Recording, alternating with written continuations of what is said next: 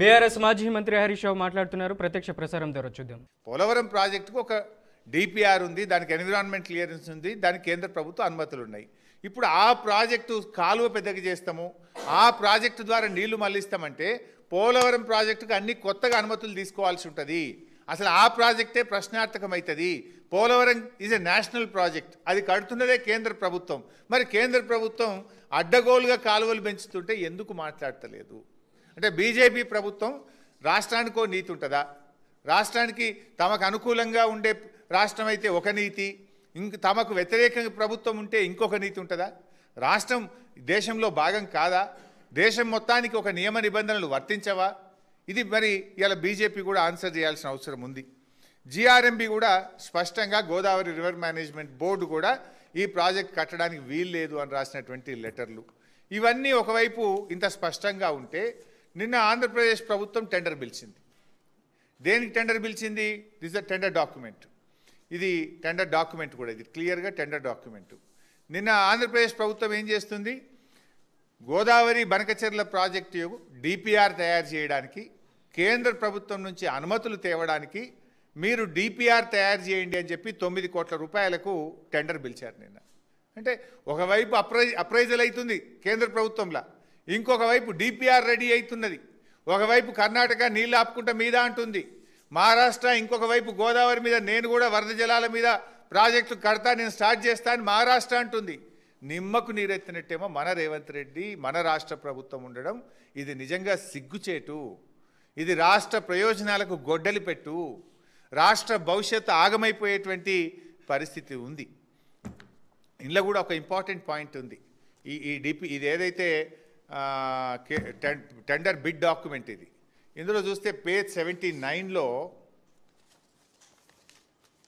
This the page 79 ఈ bid డాక్యుమెంట్లో, ఇందులో ఇదేంది salient features of project arrived based on so and so report.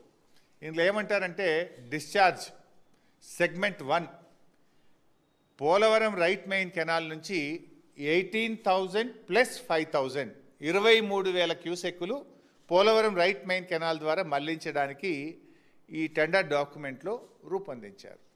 కేంద్ర ప్రభుత్వం అప్రూవల్ చేసిన పోలవరం రైట్ మెయిన్ కెపాసిటీ ఎంత? 11,500.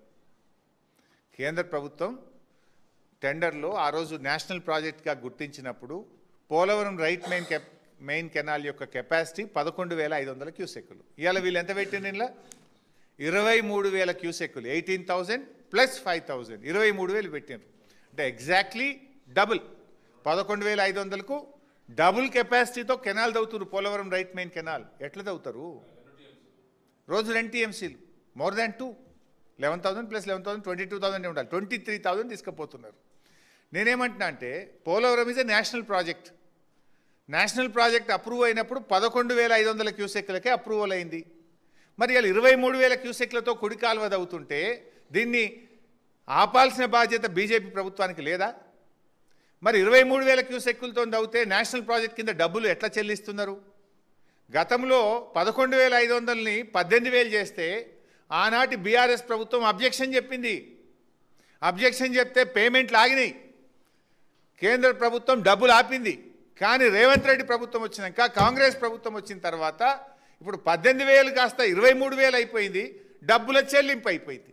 అంటే ఈ ప్రభుత్వం పరోక్షంగా సహకరిస్తుందా, భయపడుతుందా, వాటాల కోసం పెదవులు మూసుకుందా? ఏ రకంగా 23,000 క్యూసెక్కులు తవ్వుతున్నారు? తవ్విన ఆంధ్రప్రదేశ్ది తప్పైతే దానికి సహకరించి బిల్లులు చెల్లించిన బీజేపీ ప్రభుత్వాన్ని కూడా తప్పే కదా. అంటే బీజేపీ ఇటు ఆంధ్రప్రదేశ్ ఇద్దరు కలిసి ఎవరు గొంతు నొక్కుతున్నారు? తెలంగాణ గొంతు విసుకుతున్నారు. తెలంగాణ గొంతు విసుకుతుంటే ఈ రాష్ట్రంలో అధికారంలో ఉన్న ప్రభుత్వం ఎందుకు నోరు మూసుకుంది అని నేను అడుగుతా ఉన్నా. ఇది ఎక్కడి నియమ నిబంధనలు? మరి ఏ రకంగా ఇలా కేంద్ర ప్రభుత్వం కళ్ళు మూసుకుంది? పోలవరం ప్రాజెక్ట్ అథారిటీ ఏం చేస్తుంది? సెంట్రల్ వాటర్ కమిషన్ ఏం చేస్తుంది?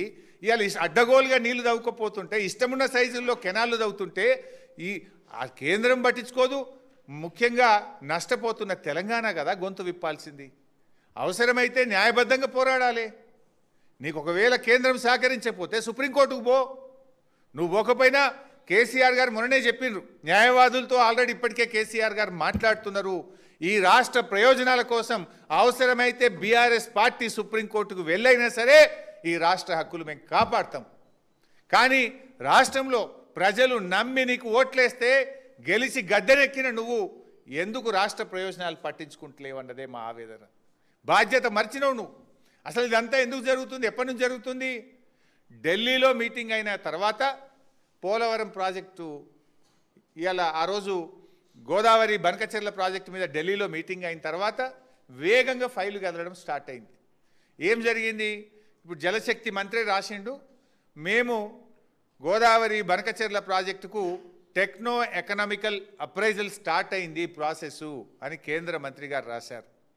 ఒకవైపు కర్ణాటక ఏమంటుంది? 20 రోజులైంది. కర్ణాటక లెటర్ రాసి కూడా దాదాపు 2 వారాలు అవుతున్నట్టుంది. కేంద్ర మంత్రి రాసి 20 రోజులైంది, కర్ణాటక రాసి 2 వారాలైంది.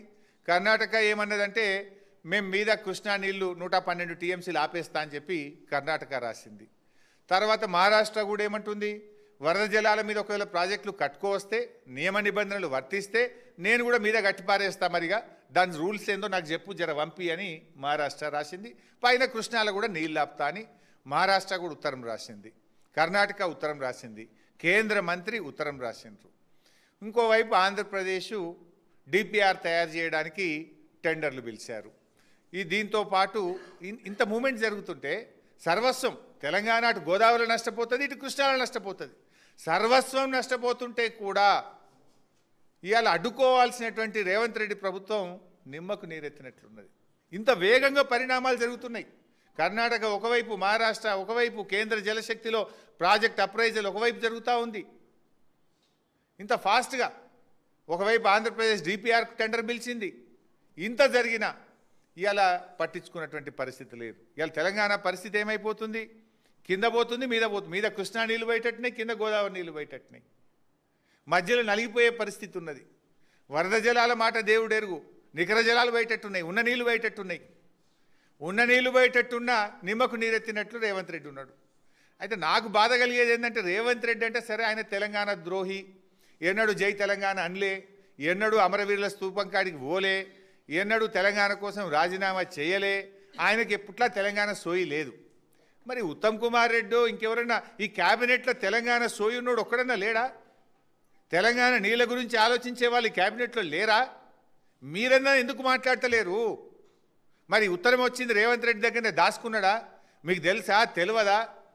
అప్రైజల్ జరుగుతున్న విషయం మీకు బాధ్యత లేదా? ఇదెక్కడి బాధ?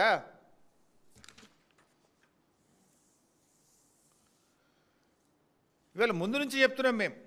ఆ రోజు ఢిల్లీ మీటింగ్ అప్పుడే చెప్పినాం, అపెక్స్ కమిటీ మీటింగ్ అయితేనే వెళ్ళాలి, మీరు ఉత్తుత్త మీటింగ్లకు పోవద్దు, పోతే బుక్ అయితే తెలంగాణ, నష్టమైతే తెలంగాణ అని ఆ రోజు మేము హెచ్చరించినాం. ఏం చేసిండు రేవంత్ రెడ్డి? నేను మీటింగ్కి వస్తలేదని రాత్రి ఉత్తరం రాసిండు. రాత్రి మళ్ళీ అర్ధరాత్రి ఏమైందో తెలియదు కానీ పొద్దుగాలేసి ఢిల్లీ విమానం ఎక్కిండు, పోయిండు, మీటింగ్లో కూర్చున్నాడు. సాయంత్రం ఏమో మీటింగ్ పోనన్నాడు. పొద్దుకి మరి ఏం జరిగిందో తెలియదు కానీ పొద్దుగాల విమానం ఎక్కిండు, పోయిండు, ఢిల్లీలో మీటింగ్లో కూర్చున్నాడు. మీటింగ్లో ఒకవేళ బయటకు వచ్చినాక ఏమన్నాడు? ఆడ అసలు బంకచెర్ల ముచ్చట్ని రాలే, బంకచెర్ల మీద మీ ఎజెండాలనే లేదు, బంకచెర్ల ఒప్పుకునేది ఎక్కడిది? ఎజెండాలు ఉంటే కదా ఒప్పుకునేది, ఎజెండాలనే లేదు అని రేవంత్ రెడ్డి మాట్లాడిండు. మేము బీఆర్ఎస్ పార్టీ అన్ని బయట పెట్టినాం. బనకచెర్ల ఎజెండా కాపీ బయట పెట్టినాం. ఆ నిమ్మల రమానాయుడు ఆంధ్రప్రదేశ్ నీళ్ల మంత్రి బయటకు వచ్చి కుండబద్దలు కొట్టిండు.